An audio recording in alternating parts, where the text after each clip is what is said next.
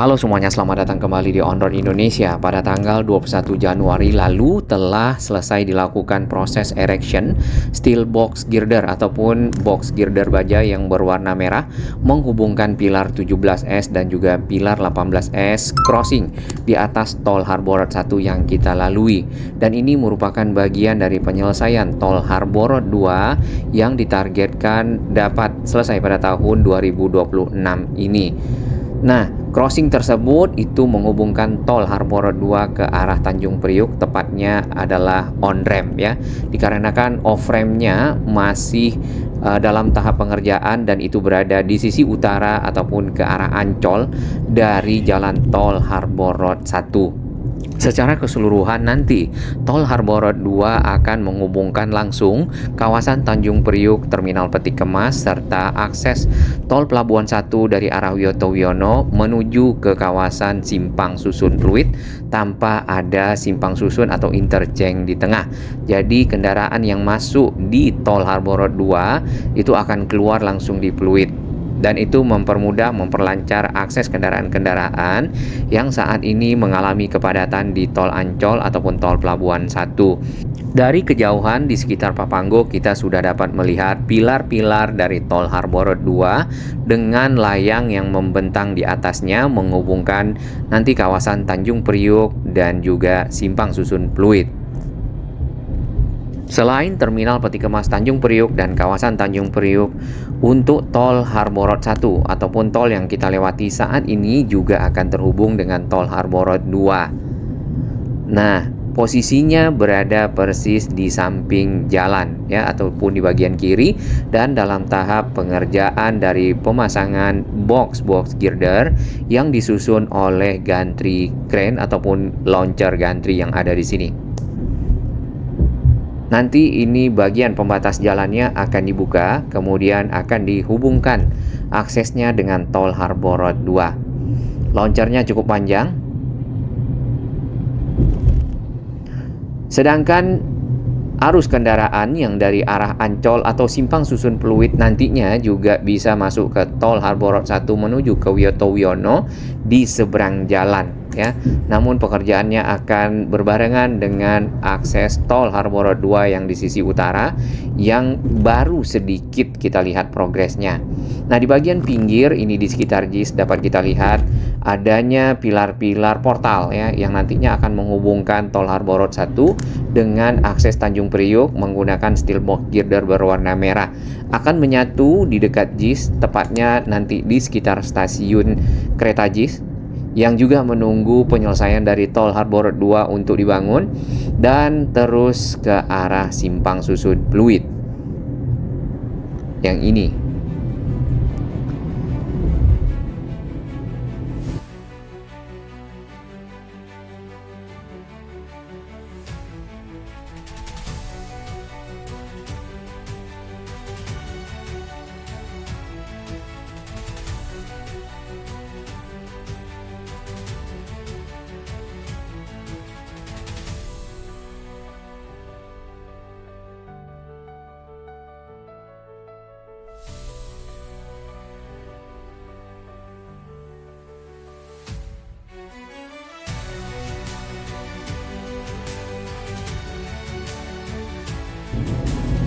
Untuk yang berada di sekitar JIS itu pilarnya lebih tinggi karena crossing dengan tol Harbor Road 1. Kemudian setelah JIS ke arah Kemayoran akan turun ya ataupun elevasinya lebih rendah.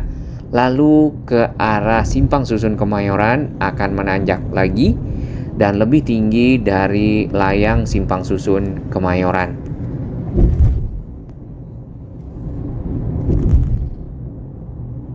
Secara posisi pilar-pilar tersebut berada di pinggir jalan RE Marta Dinata ke arah rel kereta. Lebih tepatnya di jalur jalan RE Marta Dinata bagian lajur paling kiri yang biasanya dipergunakan untuk kendaraan ke arah Gunung Sahari dan Kemayoran. Nah, saat ini jalur tersebut dibuat satu arah dan terkadang di dekat area-area konstruksi seperti di sekitar Kemayoran itu menjadi titik-titik bottleneck ya, ataupun titik-titik yang sempit sehingga membuat arus kendaraan tersendat.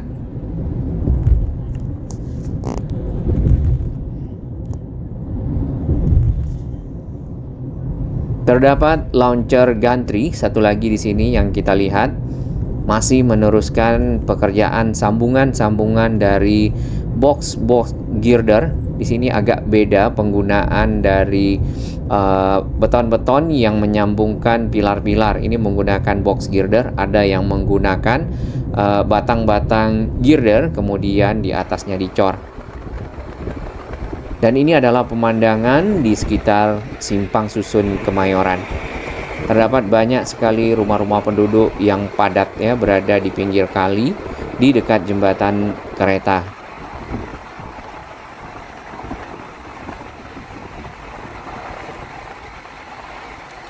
Nah, ini adalah launcher gantry ya, sebenarnya fungsinya juga seperti kren mengangkat dari box girder beton, disusun sedikit demi sedikit sehingga tersambung di antara pilar-pilar dan menghubungkan membentuk jembatan layang yang tadi di atas Simpang Susun Kemayoran.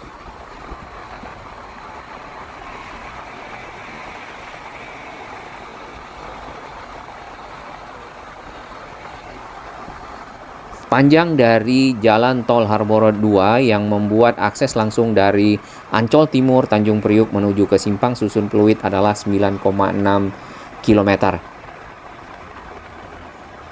Nah, apakah akan ada pembayaran ataupun ada biaya yang harus dikeluarkan pada saat kendaraan melewati Tol Harbor 2? Belum diketahui ya, ada beberapa masukan dan juga informasi bahwasannya akan ada gate untuk kendaraan-kendaraan yang menggunakan Tol Harbor 2 ini dan akses langsung ke arah Simpang Susun Pluit dari arah Tanjung Priuk atau juga dari arah sebaliknya. Nah, karena ini dibangun oleh swasta, jadinya ada biaya investasi yang harus di return ya, ataupun return of investment, sehingga akan ada biaya yang harus dibayar untuk kendaraan yang melewatinya. Berbeda dengan yang MBZ, itu adalah hibah ya kalau tidak salah, Syekh yang ada di Timur Tengah, yaitu Syekh Muhammad bin Zayed ataupun MBZ.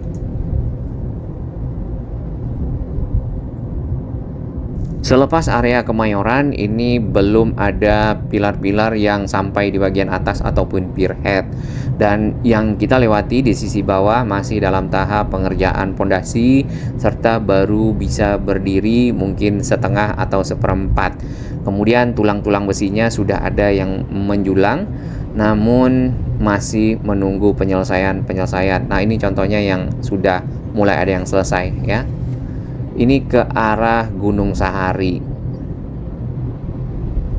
Banyak area-area yang dibongkar ya di kawasan tersebut dari bangunan-bangunan liar yang ada yang menggunakan lahan-lahan di pinggir jalan atau juga di pinggir rel kereta, terutama juga setelah Jalan RE Marta Dinata yang berakhir berbelok ke arah Jalan Lodan. Di situ juga di bagian bawah banyak dibongkar bangunan-bangunan liar. Ke arah Gunung Sahari kita lihat pilar-pilarnya sudah mulai banyak yang berdiri dan secara elevasi ini agak menanjak dikarenakan di sini bertemu dengan flyover yang menghubungkan Jalan RE Marta Dinata, di bawahnya ada Jalan Gunung Sahari serta ke arah ujung RE Marta Dinata yang menyeberang ya di jembatan ke arah Lodan.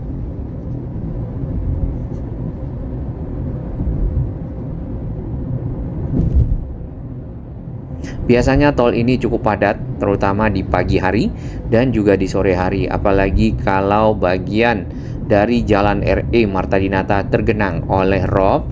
Kendaraan-kendaraan roda 2 juga ikut menggunakan tol ini untuk akses mereka menuju ke arah Pluit atau juga ke arah Tanjung Priok.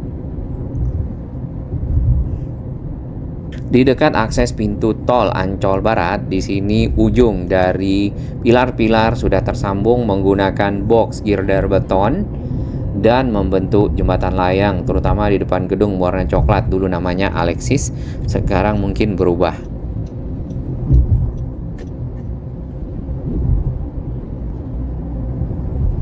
Secara posisi lebih tinggi saat ini tol tersebut dibandingkan dengan tol Harbor Road 1 yang kita lewati.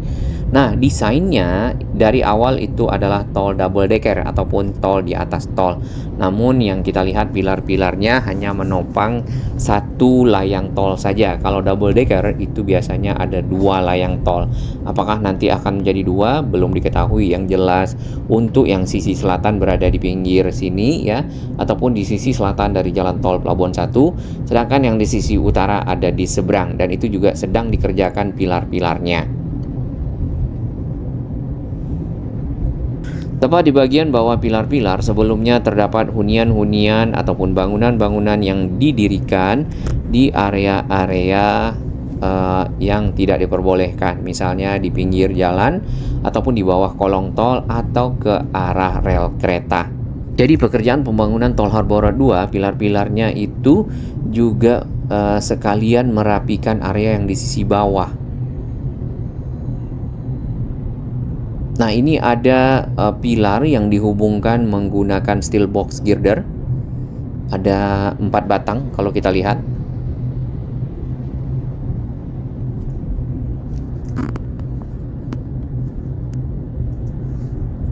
Fokus kita pindah ke sisi seberang, terdapat launcher gantry ya untuk menyambungkan pilar-pilar yang sudah mulai berdiri di sisi utara.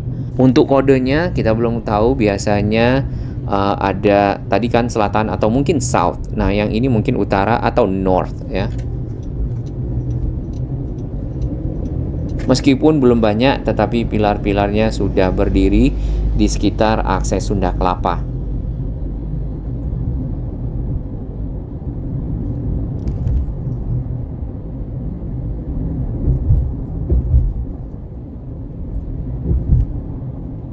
Di bagian bawah dari jalan yang kita lewati ini ada tempat-tempat yang digunakan juga untuk parkir kendaraan-kendaraan besar seperti truk. Kemudian ada bangunan-bangunan yang berada di bawah tol Pelabuhan 1 seperti ini contohnya sudah dibongkar ya. Ini dipakai untuk BKB PAUD RW 05 Kelurahan Penjaringan. Namun akhirnya beberapa bangunan itu dibongkar dikarenakan di sini akan ada proses pembuatan pondasi dari pilar-pilar tol Harbor Road 2 sisi utara. Sama halnya dengan yang sisi selatan, itu juga banyak bangunan yang dibongkar. Nah, apakah bisa sekalian semuanya masyarakatnya direlokasi serta area-area seperti ini dapat ditata?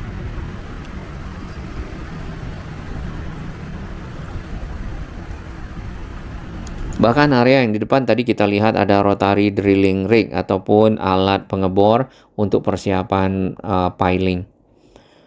Untuk lebih jelas area-area yang terkena dari pekerjaan tol Harbor Road 2, di sini dari media sosialnya Wika dapat kita lihat jalur yang akan dipergunakan dan ada jalur yang sudah selesai dibangun tol Harbor 2 tersebut ataupun layangnya.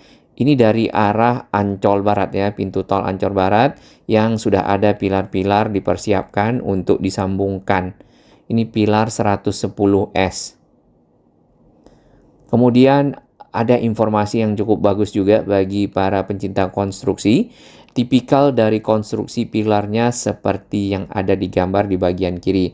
Ini hanya cuplikan saja, lebih lengkap bisa dilihat di media sosialnya Wika yang juga bekerja sama dengan PUPR serta pengelola tol CMNP.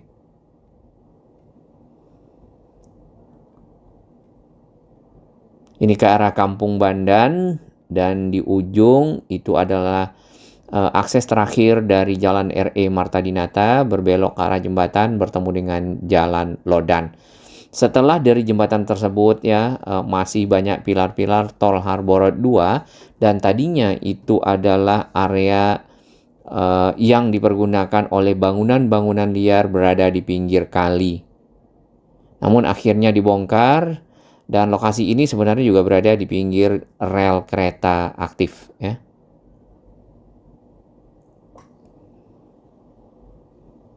Walaupun tidak semua area yang ditata, ya seperti yang kita bisa perhatikan di sini masih ada bangunan-bangunan yang berada di antara pinggir jalan tol ke arah rel kereta.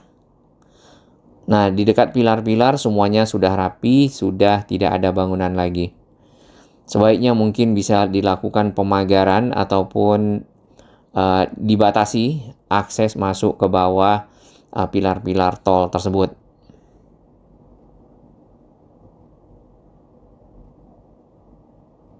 Ini ada KRL yang meliuk dan itu adalah KRL dari Cina ataupun CRRC.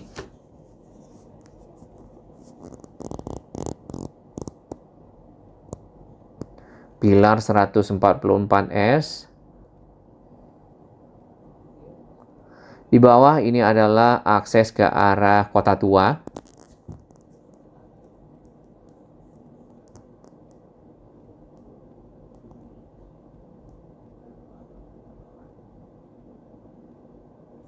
Ke kanan itu ke arah Sunda Kelapa.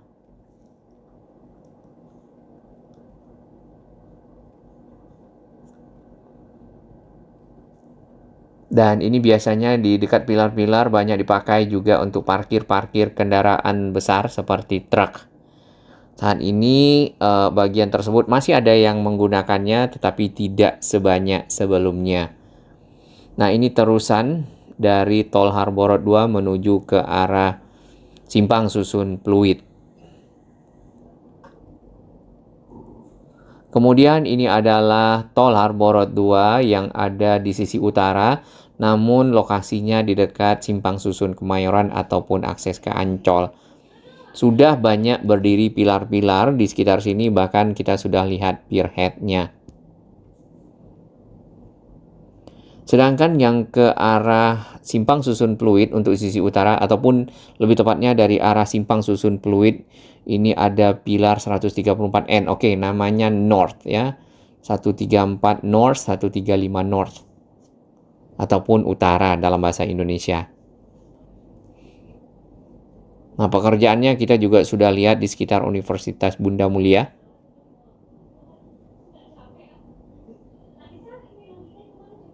Namun memang belum banyak pilar-pilar berdiri. Ya, pekerjaan-pekerjaan sudah mulai berlangsung, pekerjaan piling dan pekerjaan lainnya. Sama halnya dengan lokasi yang ada di sisi selatan itu juga dibongkar. Banyak sekali rumah-rumah berada di antara tol ini ke arah pinggir kereta. Itu lahannya cukup besar. Nah, apakah rumah-rumah itu memang lahan untuk perumahan dan punya sertifikat atau sebenarnya hanya digunakan untuk dibangun hunian-hunian di sana? Belum diketahui ya. Tapi kalau bisa memang dilakukan penataan. Kalau memang itu bersertifikat, mungkin warganya bisa direlokasi, kemudian kawasannya bisa ditata.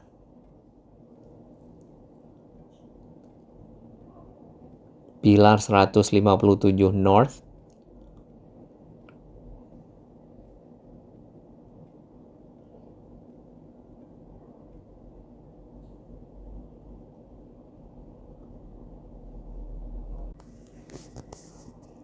Di depan ke arah Pluit.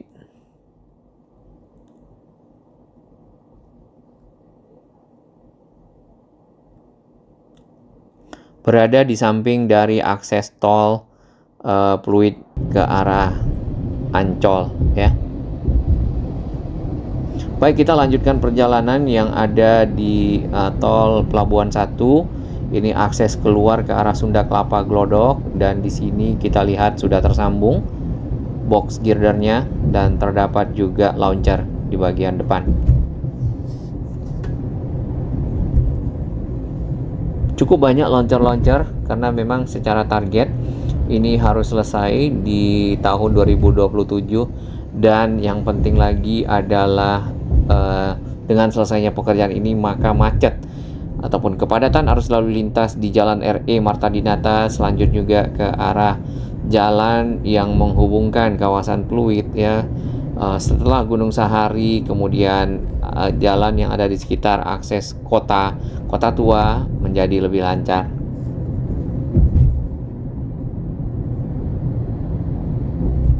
Sampai di sini kita sudah tidak melihat lagi adanya pilar-pilar dan banyak bangunan-bangunan yang berada di pinggir tol.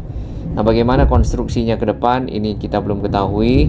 Yang jelas akan tetap lewat di sini di pinggirnya ke arah Simpang Susun Pluit.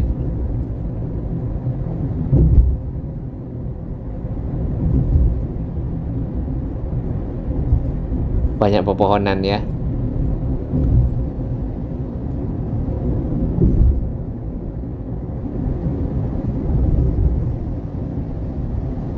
Ini yang di pinggir tol harusnya adalah lahan kosong, tapi banyak yang dipakai untuk didirikan bangunan-bangunan. Kemungkinan nanti di situ akan ada pilar-pilar dari Tol Harbor 2 ya, yang terus menghubungkan tadi kawasan yang ada di sekitar Lodan, kemudian Kota Tua, dan terus ke arah Jembatan 3 sampai ke Simpang Susun Pluit.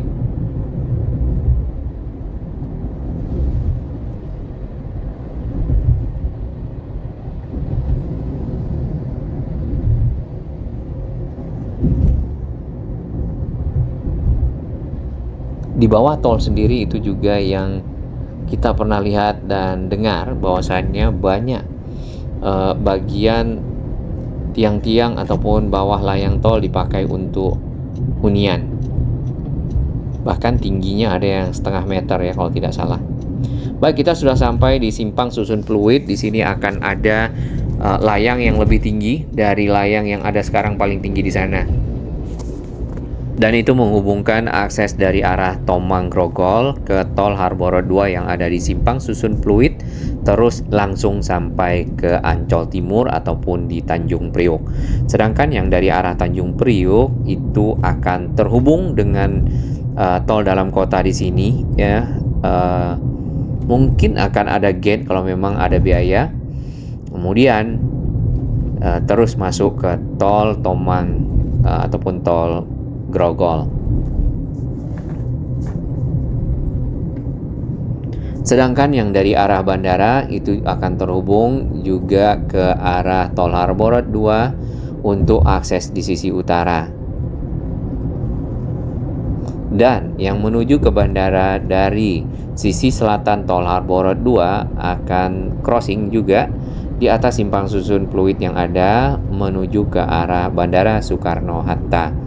Nah, dengan begitu mungkin yang mengejar pesawat dapat menggunakan Tol Harbor 2 dari arah Priok atau juga dari arah Tol Wiyoto Wiono. Kurang lebih desain dari Simpang Susun Pluit nantinya akan seperti ini. Tumpang tindih dari layang Tol Harbor 2 dan Tol Harbor 1 serta tol yang dalam kota dari arah Tomang, Grogol, dan bandara.